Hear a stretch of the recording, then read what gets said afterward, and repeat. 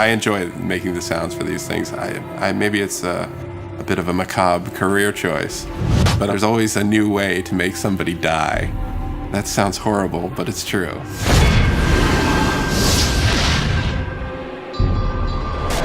Hunted is about the sense of being lost in the world. And not like literally lost, where you need a map, but just lost in the way that you get overcome and you really believe that you're there.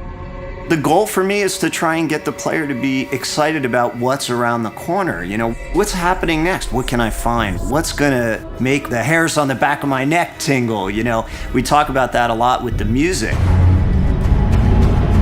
The vibe of the score is powerful. I mean, if you look at the main characters of the game, even the female, she's pretty, you know, with it, pretty brutish looking, very strong, powerful. So I wanted to convey that in the music. So there's a lot of choir, a lot of brass, and a lot of percussion. And as far as modern elements go, I've created a decent amount of sounds for the score to help convey an uneasiness in the world and in the levels that they traverse through in the game. I'm never gonna say no to that.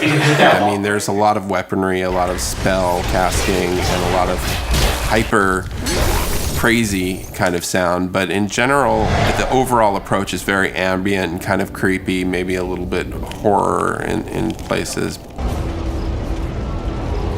I mean, I'm a big fan of bowing anything, like a cello bow, whether it be a metal tin, a gate, you know, a pot from the kitchen, and you pitch them real low down and you put some reverb and delay on it, and it creates a decent tension for the game.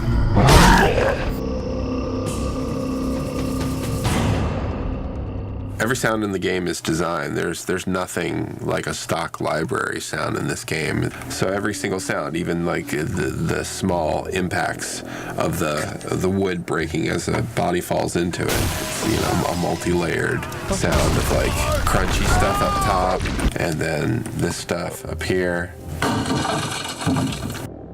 These things make really great whooshes for like the arrows, you know, as they pass by your head. That's how you make them. Cutting it close there. Ooh, a good death rattle. I'll take chocolate syrup and tomato paste and corn syrup and I'll mix it all together and just like stick a mic in there and just, you know, make some really cool beefy sounds. And then when that stuff like splatters and you hear it after you kill, it's really satisfying. You want to imagine the blood splattering on the ground. You know? If you're into that sort of thing. Sometimes I don't think about that. I never think about that. A lot of the nostalgia of the old dungeon crawly games was all about the magic mouth giving you the riddle, or you find the runes written on the wall and you translate them into some mysterious riddle. What we want to do is give that same kind of fun, like, I figured it out, or I've been thinking about it all night and I woke up in the morning with the answer.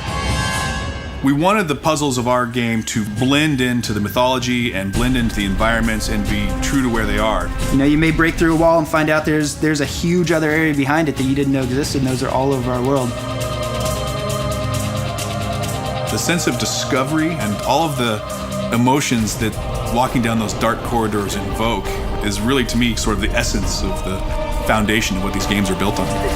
Because your responsibility is to give people what they're looking for, but once you've done that, and then you got to give them some things they didn't expect.